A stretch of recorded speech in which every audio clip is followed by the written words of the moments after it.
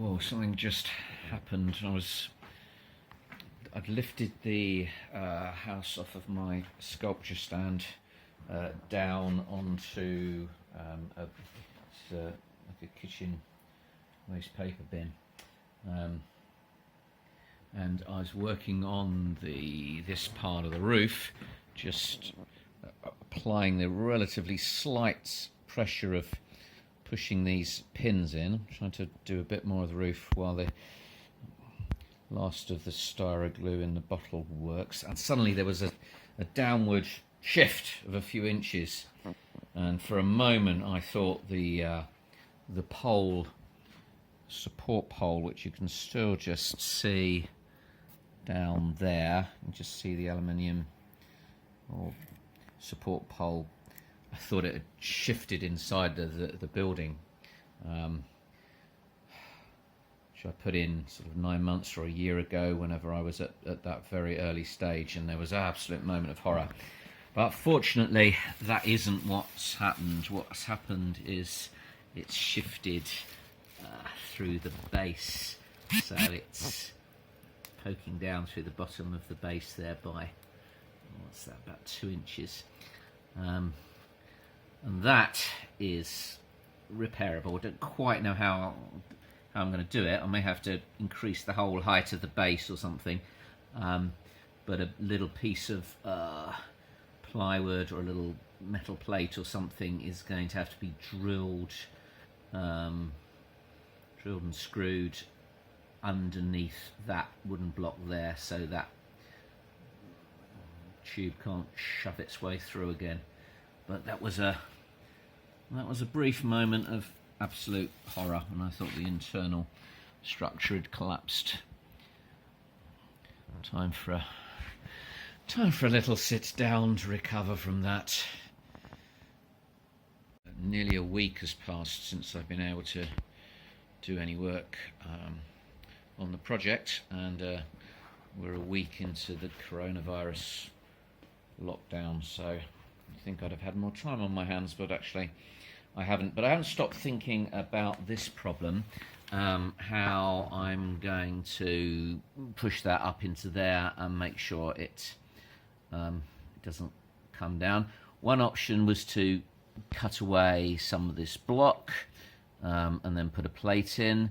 Another option was to put a plate on and then put pads under each corner to lift it up to the same height.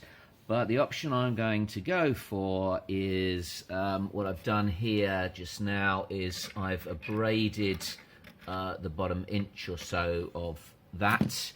I'm going to glue it in with, I would usually call this stuff araldite, but it's epoxy glue. Generically it was always called, not generically, the opposite of generically. It always used to be known as araldite because they were the main producers of this for years. Now everybody makes it, but it's the glue, the two-part adhesive that you want if you want absolute strength on hard objects like this.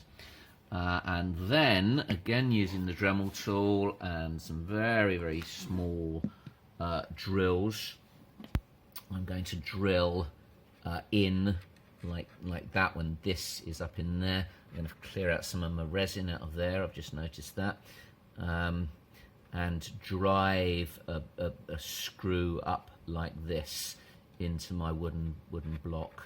That way, probably, because they're a little bit thicker there, and the two together should give me the confidence that that's going to hold. Just I can lift the whole model down onto the floor. It's ever so light. It only weighs 4 or 5 pounds. I'm really pleased with how I've managed to keep it so light. So the weight isn't a problem. It's just obviously pressing down on it a bit when I'm working.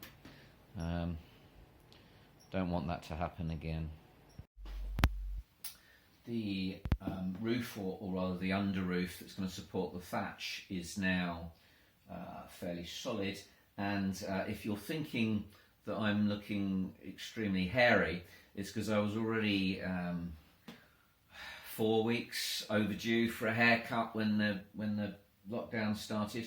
That's not going to happen now, and my hair, which normally grows exclusively outwards, is now actually starting to flop down. It's annoying me. I'm going to fashion a malice band or something soon. It's appropriate to mention that because I'm thinking again of the wizard's father who lives in his cruck-framed cottage, and I've just had to look at the video clips, which now I think go into a couple of hundred or so, which are going to be eventually all strung together to make this video that you're watching now. And that was January 1919, early January, and it's now end of March 2020, so 16 months ago was when I said, the wizard's going to be called Wizard Once Was, and his father will have to be called, well, I'll have to think about that. Well, I haven't given any sort of thought since then, but I have, just looking at that video clip, decided he's going to be called the Wizard Quondam Was. And if your Latin isn't quite good enough to understand that, go and look it up. There's nothing wrong with not knowing. It's being content not to know that is not good. None of that told you what I'm actually working on at the moment, did it? So this is the block that is going to be shaped into the Cruck Frames cottage, and at the same time I'm working on these bits. Sure, they must have a architectural name. I'll try and find out what that is, but they're going to be shaped and made as a sort of loft somethings. They're gable ends that stick forward out of a loft, contrary to the alignment of the rest of the building. Called something or other. It's the cruck framed block. It's roughly marked out. Remembering that principle of the two curved lumps of tree, huge branches or bent trunks that are split in half, so that the pattern always reflects. I've made it so that it does it at both ends, and that's now ready to be carved up with this thing. Fill in the studio with stinky burning plastic fumes again. Been some shaping with the hot tool, and then some sanding with the sanding block, just to curve the walls a little bit. And the next thing is take it back to the hot tool to chop out the insides. You could probably almost leave it as a solid block, but cutting out the inside will reduce the weight a little bit more. Those few bits have been marked out by pressing around the edges of the cuts, and then given their first coat of white paint. The only reason those numbers are black on white is because I accidentally painted over those windows instead of cutting them out twice, and that has actually taken several hours. Probably actually most of a working day. It's astonishing, and it's still got a second coat, and then the black and the lighter shade of grey for the timbers. I can tell you I'm now very, very pleased that that's the last bit. It's astonishing how tricky it is to actually paint these sections and make sure you really push that emulsion paint down into the grooves that signify the interface between the timbers and the wattle and daub panels. Fed up with it now. I looked up what these are called, and well, they're gables. I thought it might be something more sophisticated than that, but of course this is what is usually called the gable. It's part of the gable end wall, and the actual triangle is the gable of a building. And these are just called gables, or perhaps cross gables. One where one arm of a building is at a right angle to the other. It's called a cross gable. So maybe they're called cross gables, or I might call them diddy gables. They've been stuck on, which is styroglue, and it's reinforced with hot glue while it's drying. And then these have just been a case of cutting pieces of cardboard and then snipping them around until they look right. And then these have been really fiddly to try to get right. These are going to have to be filled later on with a little bit of my adhesive and filler mix, and those are actually glued in with the two types of glue, the styroglue on this edge and the PVA on that edge. Just trying to cut down on the use of the styroglue because it's expensive. And I'm feeling a bit stressed and satisfied at the same time, which is a very strange thing to say. What I mean by that is I'm making problems for myself by desperately wanting to get this thatch sprayed, and I can't get this sprayed until I could, but I want to do it all as one job. So I want to finish the roof. I want to get the fur on the roof. Can't do that until I've finished these bits.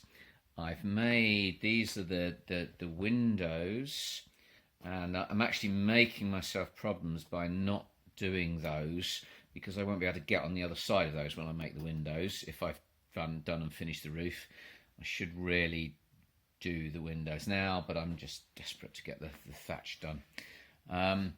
And meanwhile, that is the wooden platform. It's just been gluing for a few hours now under weights. That's going to be the wooden platform that the little crack-framed cottage sits on, which has also got to go on top of the roof. It's also sort of impeding, slowing me up on getting the thatch on. But satisfying, satisfying because just sculpting with corrugated card is just lovely. Snipping and fiddling and gluing and adjusting. It's rather therapeutic. Takes your mind off the sort of the overall larger scale problems. It's always about problem solving, and there are issues like some gaps here where don't know if you can see that, probably not, but there's a gap between the top of the fur and the beam. Don't know how I'm going to fill that. Keep noticing it. There's little ongoing jobs like these, the edges of the cardboard, just in case that ever gets seen underneath the thatch. I need to keep filling it in, and this is just the lightweight filler and brown paint, just so that you can't kind of look up underneath the thatch and obviously see and think, that's corrugated cardboard, which sort of destroys the illusion. It's early in the morning, which is a very strange time of day for me. Very strange indeed. I've forgotten what day of the week it is or where I am in terms of sleeping. Well, this was most of a day's work yesterday and a fair bit of the evening before. Putting on let's start calling it thatch instead of fur, all the way round, instead of these little bits that look a bit like eyebrows, and then bulking up the roof with a second layer, trying hard not to lose my sort of twisted roof lines too much, like every stage of the project. And I know it always sounds like I'm complaining, but it never ceases surprise me just how long something takes. Yeah, like every stage, it took ages, and then I really wanted it to glue, so to dry. Now I'm going to take all those pins out and start sticking the top layer on, but it's all got to be tailored, and that really is the correct word, to fit over these difficult shapes and worked so that the line, the flow of it goes the right way. There's a particular problem with the top, the apex of the roof, which is going to be repeated across on here, where the two pieces meet. I can't just fold it over because it's got to go down, overlapping from the top, so it can't just flow over. It's got the pile has got to go the right way, and where it does, you can see the under material, the weave.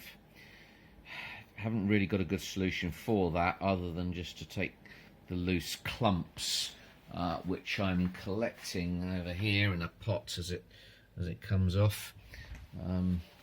Just take bits of that and glue it into place along the top. Now, more modern thatch buildings have a sort of additional layer and then a crisscross of like willow twigs or something on the top. Don't think I can do that. I'm gonna have to sort of botch it a little bit and hope that it looks okay, unless I can think of a better solution. But that's the tasks that are based on how long this took. I imagine it's going to take most of the day today.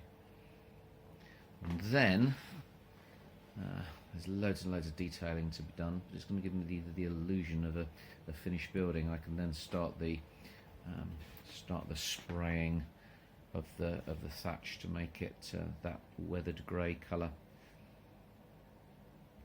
This is the principle. The fur is draped over rather roughly, sort of guesstimating where the holes are going to be. At least that's what I did for the chimney, which is a complete hole. You can see how far out I was. And then here I had to cut off this edge. Desperately want it to overhang enough, not cut it off too short, so I'm going to gradually trim down. It's always that principle of don't cut away too much. But I have in places, so here I'm going to have to fill. It's a fiddle. That's how much fur I've got left. Just trying to show you that. And that's going to be enough for there. I think for those 4 large roof surfaces, I'm going to have enough for 3. I'm going to be just short of material.